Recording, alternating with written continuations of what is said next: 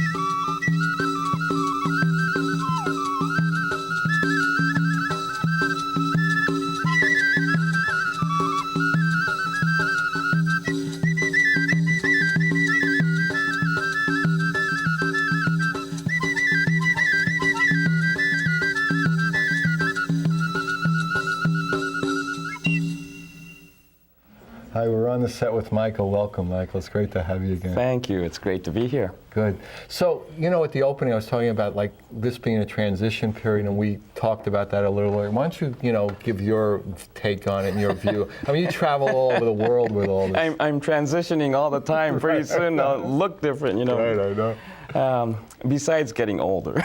I understand that too. Well, everything's speeding up. One of the things I think everyone's aware of is everything's going so fast. And a lot of things I'm seeing is people trying to keep up with how fast the world's going. And what I see is we need to slow down. We don't need to slow the world down, but we need to slow down.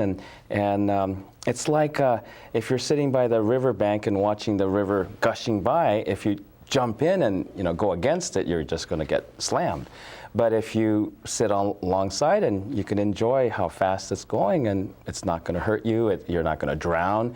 And this is the way I see the speeding up of everything in the world. And part of that speed up is as human consciousness, as everyone's consciousness is going up, the frequency is speeding up. And that's what's helping everything go faster and faster.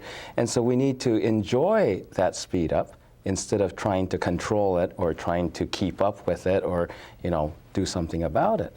And so this is where a lot of people are being kind of burnt out, overwhelmed. That's something I've been hearing more and more every day. People saying, I'm overwhelmed, I'm overwhelmed. And I know exactly how they feel. No, I think everybody does, yeah. Yeah, There's because a lot so much down, going on, right. yeah.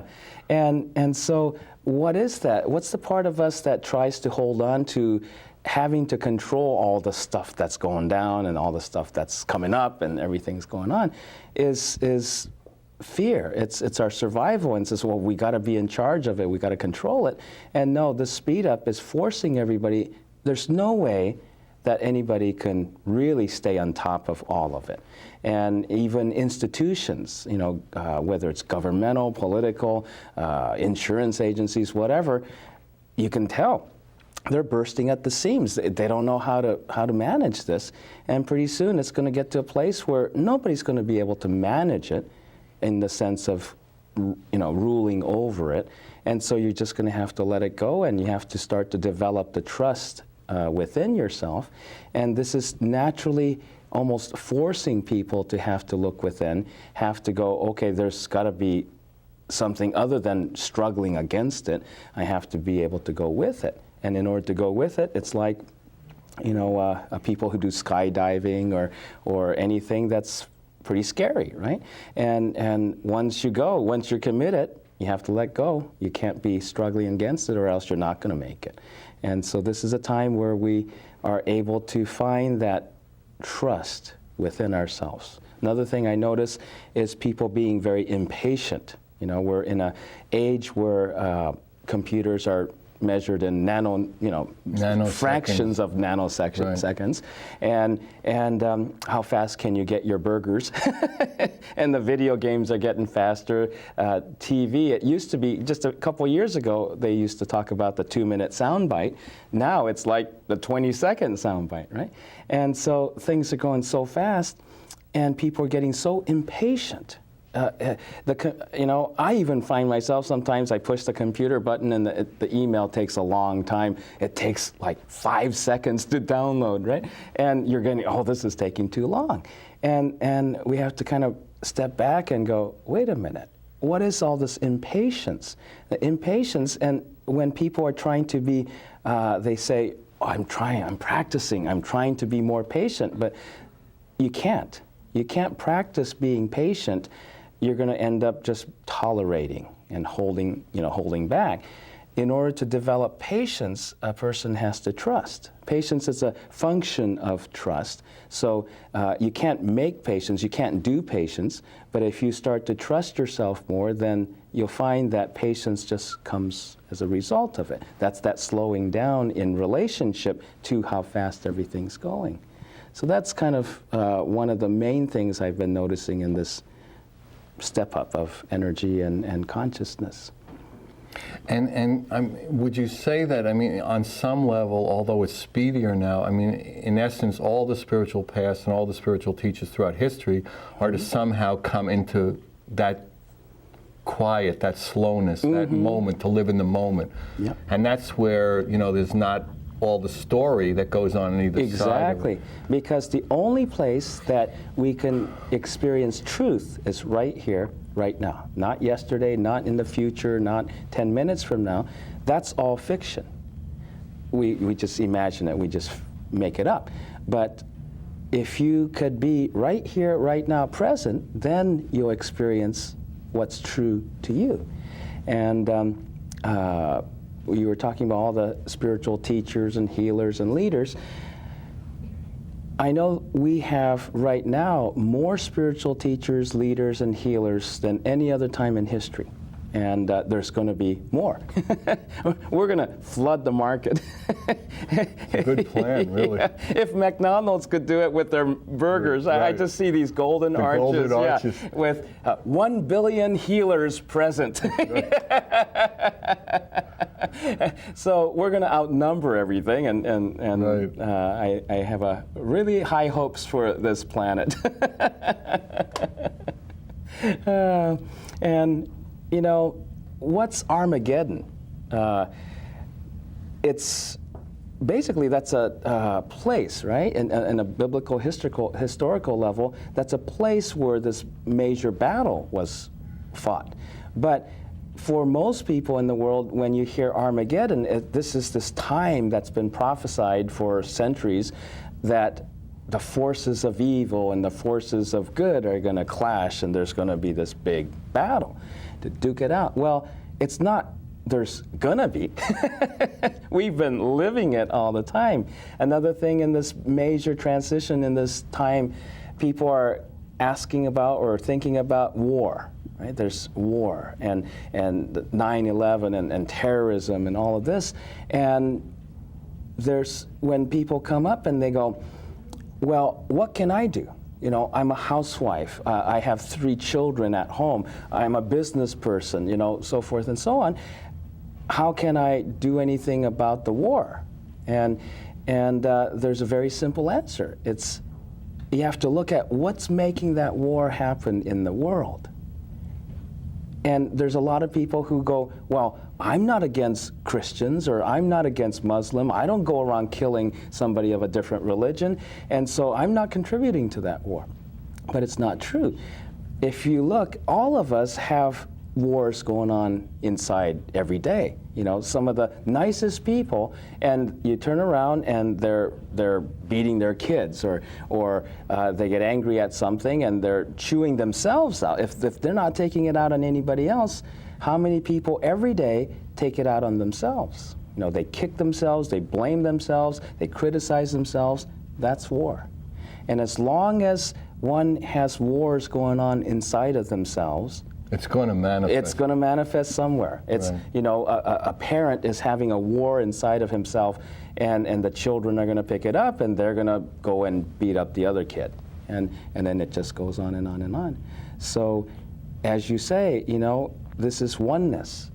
But oneness goes both ways. You know, it's because it's oneness. If somebody abuses someone else, it just goes in a kind of a ripple. It goes out in this whole... Yeah, the dominoes fall in that direction. Because it's all one.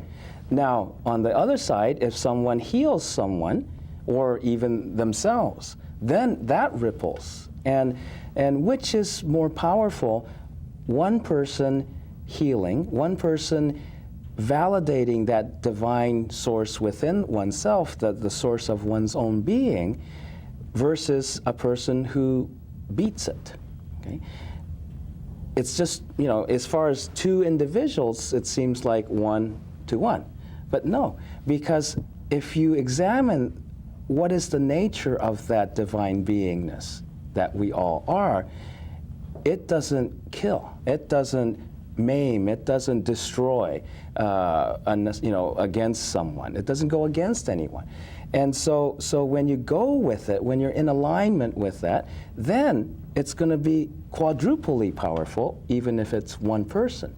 Whereas if you're going against it, it's only the power of that one individual. So it doesn't take a lot of people. It takes a lot of people to destroy, but it doesn't take a lot of people to heal. It only takes one. And that brings out that oneness. And that healing of spirit is restoring all the illusions, all the ways we think and feel that's divisive. We go against something.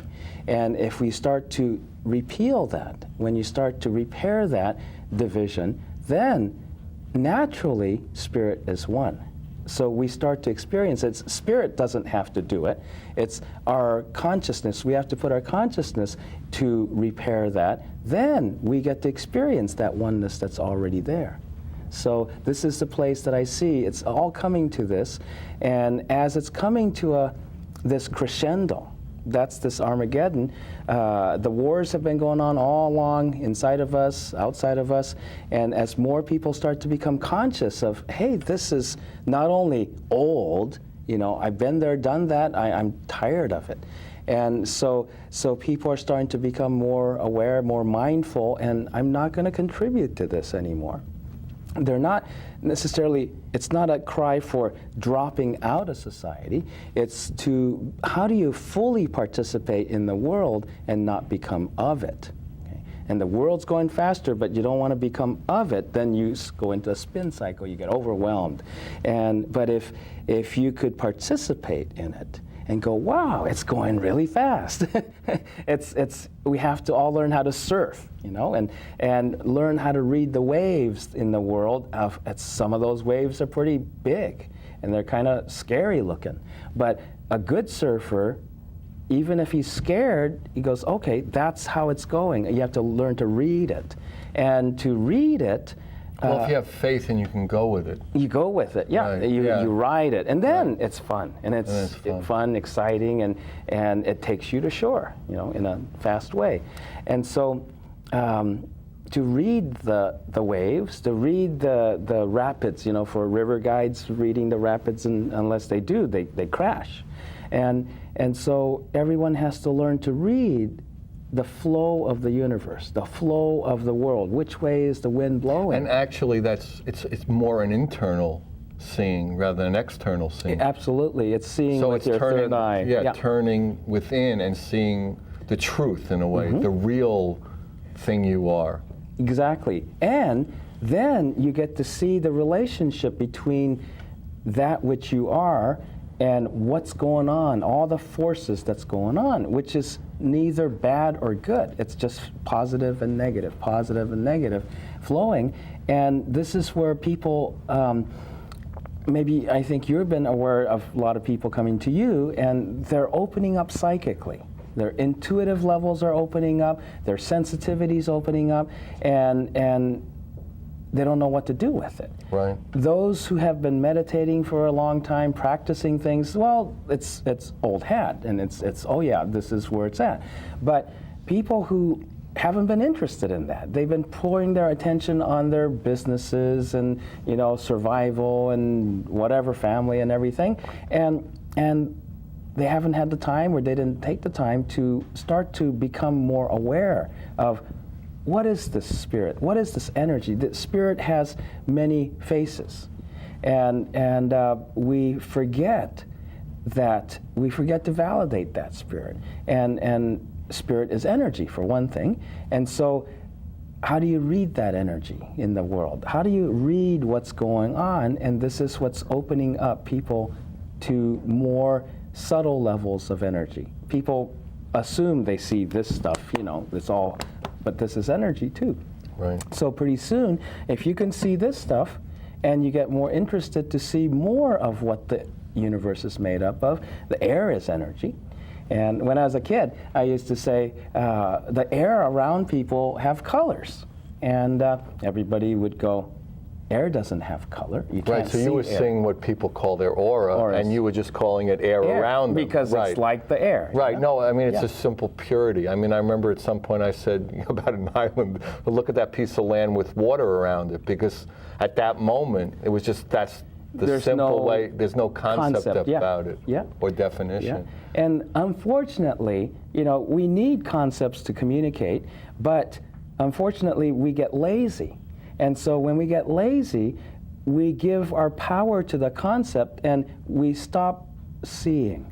We stop feeling. We stop really experiencing that island or that aura or that air, and we just assume we know it all. It says, oh yeah, that island, I know what you're talking about. Right. Well, I never even touched it. I never even felt it.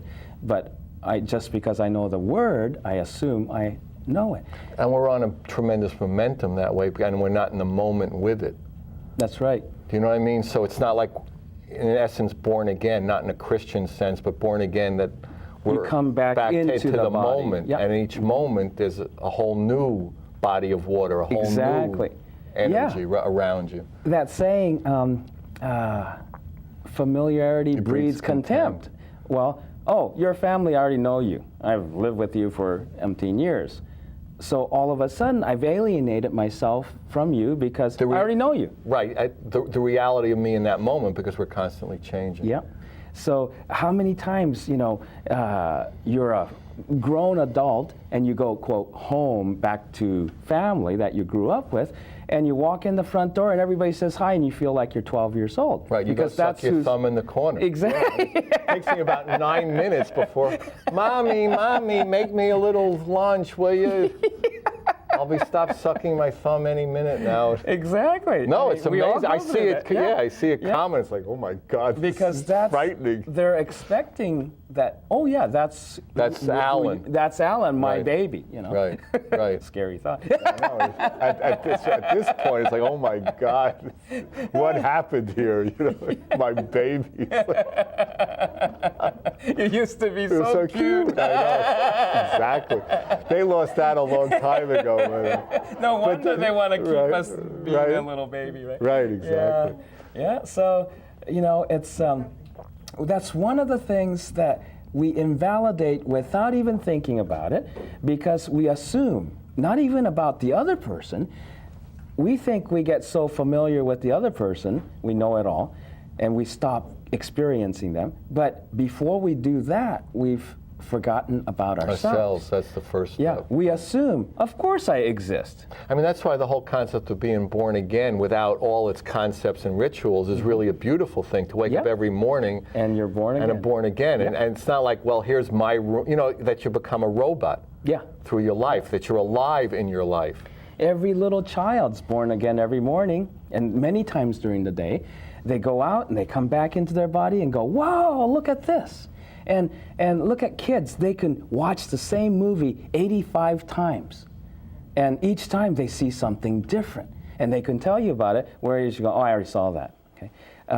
And so every day we assume, of course I exist. What do you think I am? But do I know I exist? Do I really experience my existence? No, most people don't.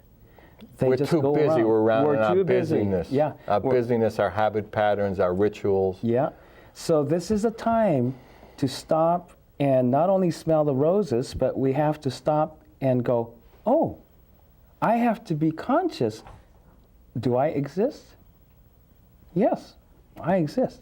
And where people feel they can't know themselves is not only are they assuming that they exist all the time, but they can't have just existing the truth that they exist. And that's enough that they don't have to have another identity of being a father, who am I? businessman. Exactly, or successful, or whatever. Right. And so they get caught up in all the trappings, and they forget the simplest part is we have to start with dropping the assumption that we exist and recognize, oh, experience ourselves. I actually experience that I exist.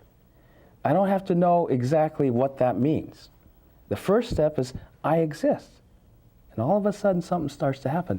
The peripheral vision, even on a physical level, you'll notice the peripheral vision starts to open up. And you go, well, I do exist, and all of a sudden the colors become brighter. Because the minute I go, I exist, I'm validating spirit. I'm validating that which I am without having to nail down and conceptualize exactly what does that mean. You're not putting weight, all the weight of all the concepts, and you're lighter and lighter and lighter, and then everything is lighter and lighter. You're aware of the whole oneness, and but most of the times we're like this. Right. Yeah, right. All right, maybe what we'll do now is see the second Suzanne video, which is, a really beautiful one. It's, again, Suzanne Tang and Gilbert Levy from their CD, Mystic Journey, Clouds Across the Darkness.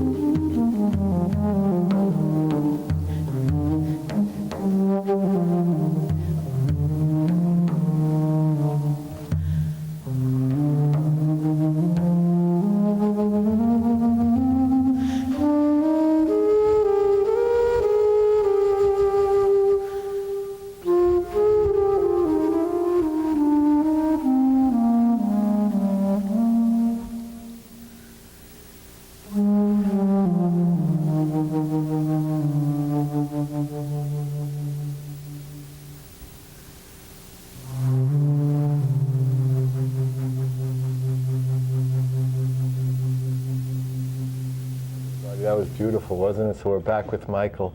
So why don't you talk a little more about like this period of transition, and then maybe, you know, in a few minutes you can actually teach a tool for helping, you know, remember yourself. And yeah, that's one of the things where so many people, you know, there's been so many books, so many teachers, so many programs that show people or tell people, okay, this is what's going on, and people are getting it. There's a lot of people starting to go, I get it. And the next step is, okay, I get it, now what? You know, what do I do? How can I integrate this into my life? And that's the key here. This is a time of integration, part of this shift.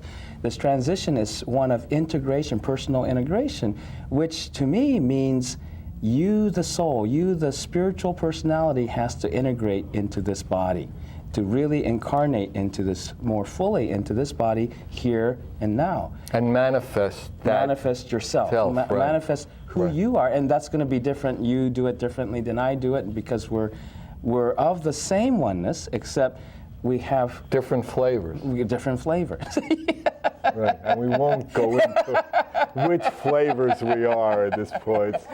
We'll spare everyone that particular discussion. So then it's the next step is, okay, I want to express. Also, that's what I hear from a lot of people is, okay, Michael, you know I'm a healer. I know I'm here to help people. How do I get there? How do I do that? And when you're looking at it as it's something separate from yourself, it's a great thing when you start to feel that, okay, I need to do something different, you know, change of jobs, change of venue, whatever. That's like a time of graduation, okay? So it's not a problem. People look at it as, oh my God, I have to change jobs, or I have to do something different, I don't know what to do. It's not a problem. It's like graduation. You finished. You've known yourself to a certain degree, and out of that knowing of yourself, you've done certain things to fulfill yourself. Now, you've done that. You finished that part. Now, when you start to feel like there's something else you need to do, something new you need to do, that change, then you just have to get to know yourself to the next level. The more you start to know the next part of you, the doing comes naturally. Okay? The doing is not forced. It just comes out of your knowing of who you are. So you know yourself. You're building up momentum to be you, and then whatever you do will have that growth and that momentum. Yeah, it just, you know, it's like on an oversimplified. It's natural, it becomes natural. Yeah, oversimplified level is if you find out, oh, gee, I have artistic tendencies, then you start practicing drawing or something, or taking a class in art. And so it just naturally follows. But it doesn't happen until you go, oh, I have this, I have these qualities. Or even just being open to it, even though you kind of knew it, but that's possible that I could actually do that. Actually, yeah. And so that's the empowerment part of, you have to, once you start to go, oh, I love helping people. The greatest joy I get is seeing people get well, people get successful, happy, expressive, whatever it is, then you start finding out, oh, that's because that's the thing you have the most to offer. In fact, so many people confuse the issue because they think they want it, they need it. But the thing they feel they need the strongest, the greatest longing for something, is actually because that's what you have the most to share. It's not because you're lacking it and wanting it from everybody else. You want to share it, but you haven't given yourself the permission to share it. So it becomes That's what's most in harmony with you, Exactly. actually. If you Yep. found out who you were, that Yeah. would be what would And naturally it's- come forth. It's so obvious and simple Right. because if you watch the people who are constantly saying, oh, I want more love in my life, more love in my life, you look at it, they're so full of love, they just haven't had the opportunity or created the space to share it with anybody. And so they're constipated. Right. They're clogged up. They're clogged up with all this wonderful stuff they have to offer. Somebody is complaining, oh, the world is full of liars and there needs to be more truth. How come we can't have more truth? Well, you look at them, the reason they're saying that is because they have so much contact with truth that they see it, they know it. It's the only part that's frustrating them is they didn't learn how to share it. And they get rejected every time they give it to the wrong people because they reject them. But that doesn't invalidate the fact that they have a lot of truth, or they have a lot of love, or they have a lot of compassion, or kindness, or whatever to share. Creativity. Some people just have so much creativity and they don't know what to do with it. And then they feel very lonely and isolated, not because they are, not because they're alone, but because they haven't shared it with anybody in the world. They get hung up on somebody didn't like it, somebody rejected them.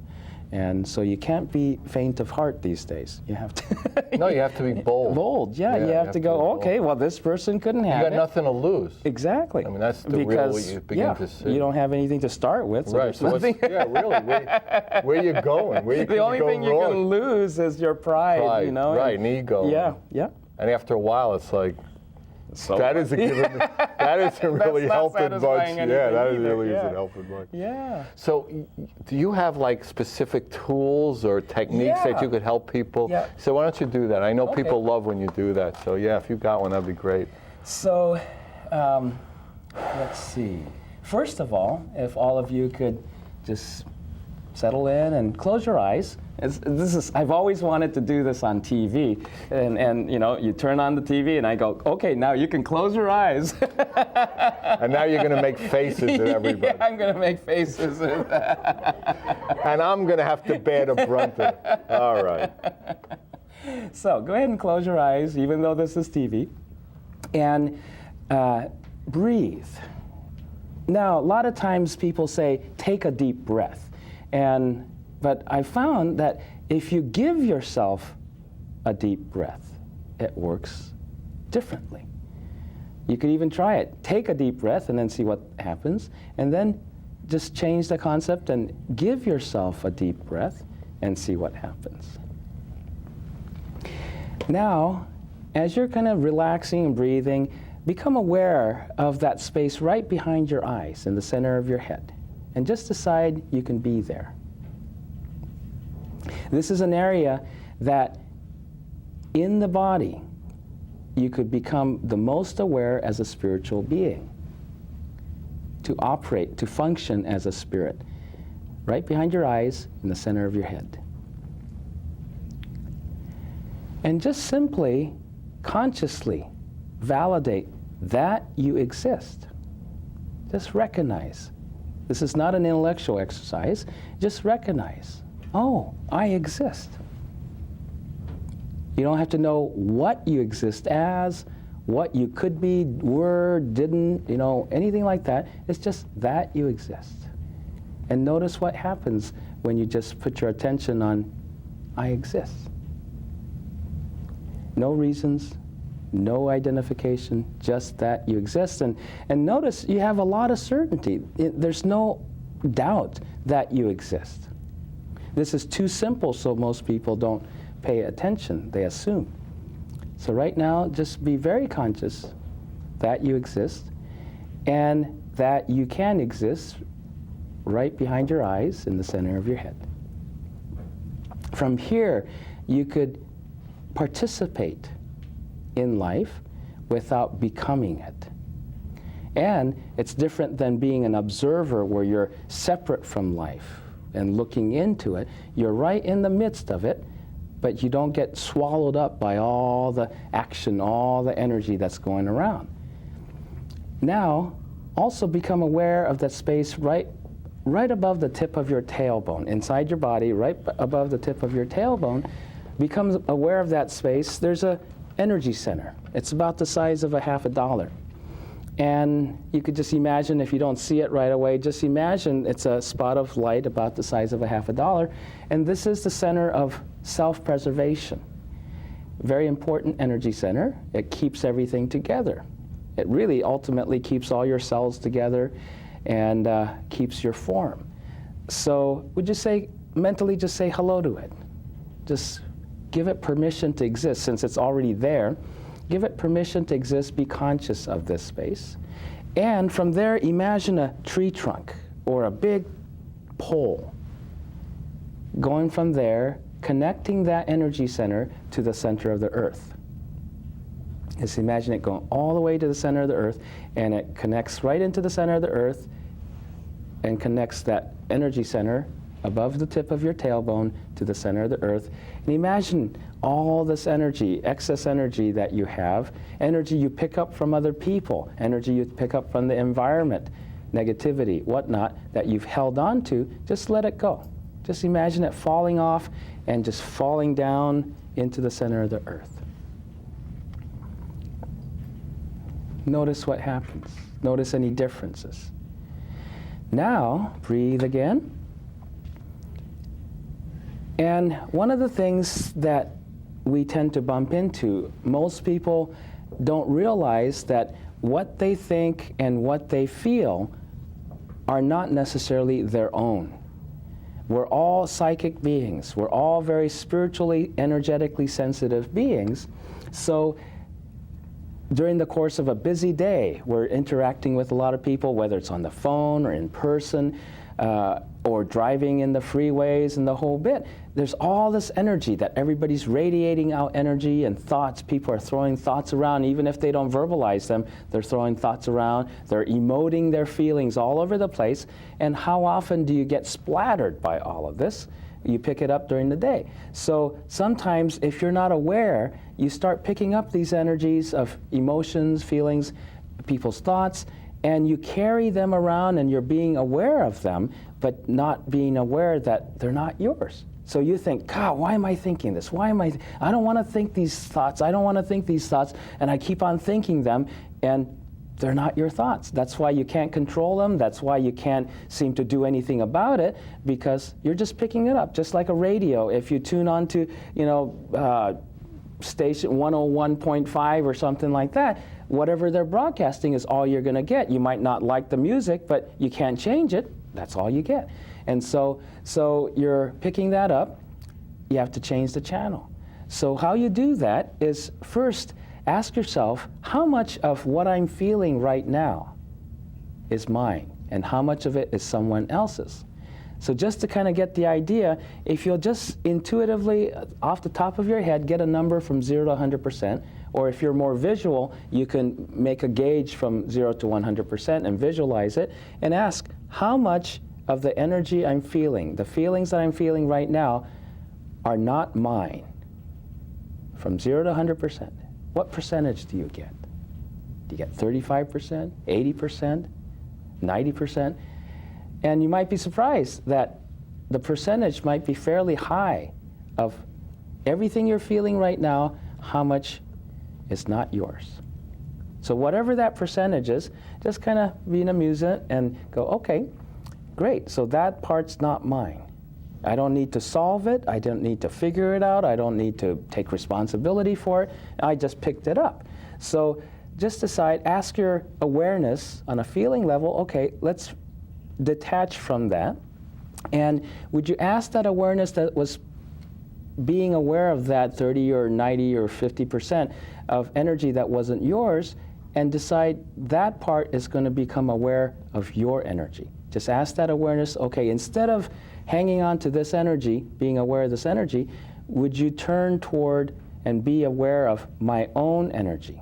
Again, you don't have to consciously or intellectually know what that means, but just give that intention to the awareness to be aware of your own energy, to feel your own energy, and notice what starts to happen.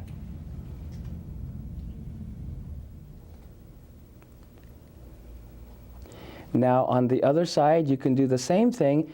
Ask yourself, how much of what I'm thinking, what's in my mind right now in the form of thoughts, are my thoughts? How much are other people's thoughts? And just put up a gauge, or just on the top of your head, get a figure from 0 to 100% as you ask, how much of the thoughts I'm thinking right now, or aware of, is not mine? Get a percentage figure. What do you get? So whatever you get, whether it's 10% or 90% or 70%, that's, of all the thoughts that's going around in your mind right now, that's what's not yours. And once again, just let the thoughts just disperse, let it go, and just decide, okay, instead of paying attention to those thoughts that are not mine, I'm going to turn my awareness to my own energy. And see what changes in your mind, changes in your head. See if it gets a little bit quieter. And as your awareness is turning toward your own energy in your mind, you might notice as it gets quieter, there's space actually to creatively think, to have new thoughts. Okay? So if you're writers or creative people, you have a writer's block or something like that, this is a really good exercise. What a writer's block a lot of times is in your working space, you get so concentrated in your mind and everybody else's energy gets in there and you can't think. There's no inspiration anymore. It's full. So you have to empty it out. Now, you've had a few minutes here to turn your awareness to your own energy on a feeling level. Turn your awareness to your own energy on a thinking level, and notice the difference of where you are now. Do you feel different? Are you in a different space? This is, you're starting to become aware of your own energy. You don't have to identify again, am I a businessman, or am I a pretty, or am I smart? No, it's not about judgments. It's not about identifying those kind of things. It's about recognizing and experiencing that fundamental energy that is you. This is part of spirit. Spirit is energy, spirit is that you exist, and spirit is consciousness. Notice your awareness, notice the energy, notice that you are, and you've started to give yourself space to be a spiritual being in this body. Give yourself some deep breaths and validate yourself for the spirit that you are in this body of yours. Give yourself a nice hello and welcome aboard. I love you. And would you imagine this nice big gold sun above your head, warm, full of life force, and let it come down into your head from the top of your head and permeate your whole body. Fill your whole body up from the top of your head to the tips of your fingers and your toes.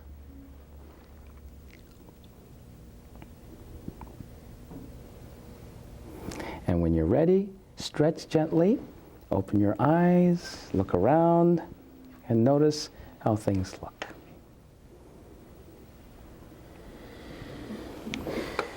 Wow. Good morning. Yeah. What day is it? Yeah. Did we eat already? Or? You missed dessert. Oh my God, I was hoping for that cheesecake. That's beautiful. Yeah. So, I mean, you've been traveling around a lot, and you see that hunger is there, and And right behind that is the desire to know how that hunger can be fulfilled more than ever. Absolutely. And the only thing people miss is they think it's out there. I need it. And it's really, they have so much, and they have so much to offer. The stronger that longing is, that almost aching, feeling, is how much that person has and how powerful they are. It's inside of them wanting to come out, not the other way around. But somehow we think of it as negative. Exactly, because it's painful. When that longing is so strong and it's got nowhere to go, it's like pressure and it's painful. So that's why they go, I want someone to love me. Okay? It's really the other way. It's, I have so much love to offer, and where are they? Would someone want this? And this is what every giver experiences, is we want to give, and everybody runs away. Oh, do we have, spiritual BO or something? It's because we don't recognize the power and the worth of our being and what we have to offer, so we overdose everybody. If we were pharmacists, we would get indicted for wrong prescription, because we don't recognize the potency of our medicine, and so we try to feed them as much as possible because we think it's so small.